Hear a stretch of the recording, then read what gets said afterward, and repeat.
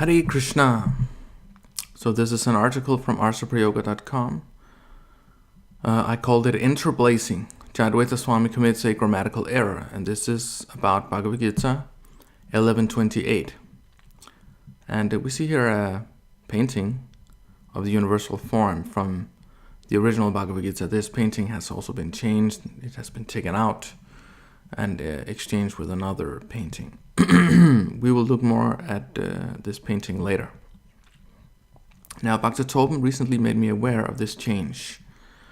The original and authorized 1972 edition says, "As the rivers flow into the sea, so all these great warriors enter your blazing mouths and perish." In BBT International's edited 1983 edition, we find, "As the many waves of the rivers flow into the ocean, so do all these great warriors enter blazing into your mouths." Now, if we go to the so-called original manuscript, we find that there is no verse for 11:28. This is simply, the page is missing. But verse 30 mentions the words blazing mouths. So this change is very interesting because it is of a grammatical nature. In Srila Prabhupada's original 1972 edition, the adjective blazing describes the plural noun mouths. But in BBT International's Jayadvaita Swami's 1983 posthumously edited edition of Bhagavad Gita, the adjective blazing describes the plural noun warriors. So which translation is grammatically correct? Is it Srila Prabhupada's or Jayadvaita Swami's? Let us get some context. Here we have the verses from Bhagavad Gita 11:28 through 30 from the original edition. "As the rivers flow into the sea, so all these great warriors enter your blazing mouths and perish." So this is 11:28. "I see all people rushing with full speed into your mouths as moths dash into a blazing fire." 11:29. "O Vishnu, I see you devouring all people in your flaming mouths and covering the universe with your immeasurable rays, scorching the worlds you are manifest." 11:30. Now we see that Srila Prabhupada describes the mouths of the universal form as blazing in 11:28 and flaming in 11:30, and he compares them to a blazing fire, 11:29. And there is no original manuscript available for Bhagavad Gita 28 and 29, but the original manuscript, the so-called original manuscript for Bhagavad Gita 11:30 also says blazing mouths as mentioned above, and you can see the picture here, blazing mouths.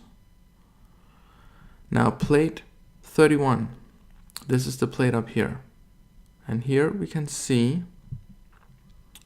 let us first read. "The painting above this article is plate 31 from the Bhagavad Gita as it is. Just like all other paintings in the book, it was approved by Srila Prabhupada."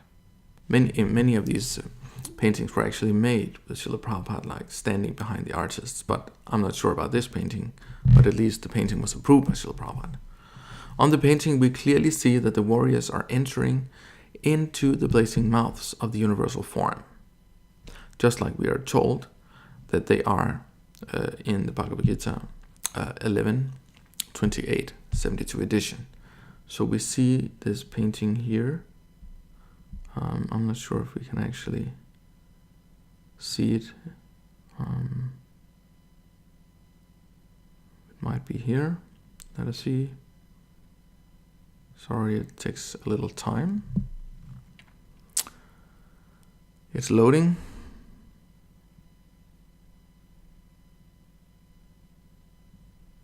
Come on. It's loading more. It's almost there.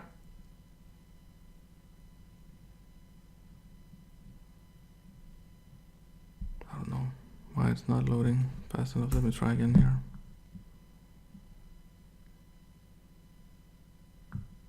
Anyway, it's not loading. Let's go back. I'm sorry about this, but you can see here you have the universal form, and you have the warriors here, and they're entering into the blazing mouth of the universal form.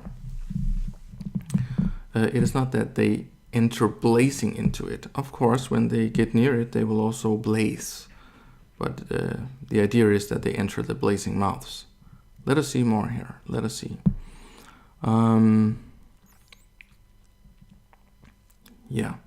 Srila Prabhupada's desire. Based on the above, there is no doubt at all that Srila Prabhupada wanted to use the adjective blazing to describe the mouths of the universal form. He never meant to say that the great warriors were blazing. Now, what does the previous Acharya say about Bhagavad-gita 11:28? And this is as translated on bhagavad-gita.org. Sridhar Swami's commentary, quote, "As unlimited currents of water helplessly flow in innumerable rivers and are propelled from multiple channels into the ocean, the mighty warriors of the Kaurava and Pandava armies are seen to be helplessly propelled into the flaming, gnashing mouths of the Vishvarup or divine universal form of Lord Krishna." So again, flaming, gnashing are describing the mouths, not the warriors. Keshava Kashmiri's commentary, quote, "How helplessly do the mighty warriors of the Kaurava and Pandava armies enter into the flaming mouths of Lord Krishna's Vishvarup or divine universal form. As helplessly as unlimited currents of water from innumerable rivers are propelled into entering the ocean." So again, the mouths are flaming, not the warriors. In his translation of Vishwanath Chakravarti Thakur and Baladev Vidyabhushan's Bhagavad Gita commentary, Bhanu Swami also translates Bhagavad Gita 11:28 as follows: "As many swift currents of rivers flow towards the sea, so these heroes of the world enter your flaming mouths." Now, regarding the Sanskrit, Gaura Krishnadas Prabhu, a student of Sanskrit, sent me the following analysis of the Sanskrit grammar. He writes, regarding the change in the translation of Bhagavad Gita 11:28, the word abhividvalanti is in the 72 edition taken as what in grammar is called a verbal adjective or a participle. A participle is basically a derivative from a verb but belonging in the group of adjectives. This particular participle is a participle in present tense, active voice for parasmaipara verbs. It is in neuter gender, plural number, and in the accusative case, which clearly indicates that it relates to vaktrani, which is also in neuter gender, plural number, and accusative case. Sridhar Swami, Vishwanath Chakravarti Thakur, and Baladev Vidyabhushan have the same grammatical conclusion of this word as a participle, and therefore in relation to vaktrani, attributively blazing mouths. The anti ending in abhividvalanti would preliminarily appear as a finite verb, third person in the plural number, and present tense related to Naraloka Vira, the kings of human society. But this conclusion is in the least very strange. It would, if accepted, be a distortion of historical facts, and it must be concluded faulty, because this sentence already has a finite verb, namely visanti, meaning entering.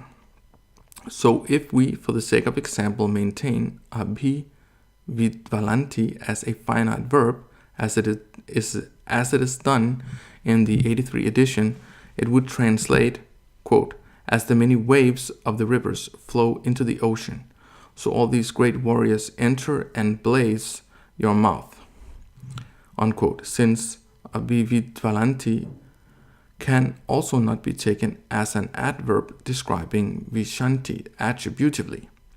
Conclusion: abhividvalanti must be taken as a participle as done by the previous acharyas and the original 72 edition, and not a verb as done in the 83 edition. This was Gaura Krishnadas Prabhu. So the conclusion: the evidence against Jayadvaita Swami's change is overwhelming. 1. Srila Prabhupada is very clear in his original Gita and his manuscripts. The mouths are blazing, not the warriors. 2. Srila Prabhupada follows the previous acharyas who say that the mouths are blazing, flaming, or gnashing.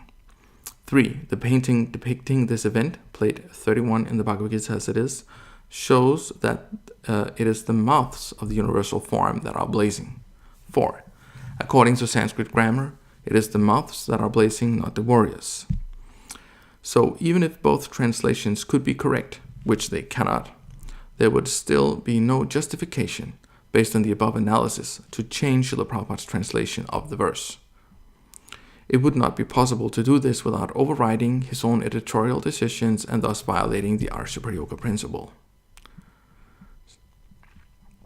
We can just here again see if we can load the painting. Here it comes, I think. Somehow it just refuses to load. Anyway, you can visit Arsa-Prayoga.com and you can go look at the painting yourself. Thank you very much for watching, and please remember to subscribe to this YouTube channel, and please remember to share this video with your friends, especially on Facebook. Thank you very much. And it's still loading. Let us see. It's loading. It's loading. Come on, come on, come on. 80%. And it stops. Okay. Yeah. Hare Krishna. Thank you for watching. There it is. They enter into the blazing mouth. If you look, they are not blazing. They start to blaze here maybe, but not here. Hare Krishna.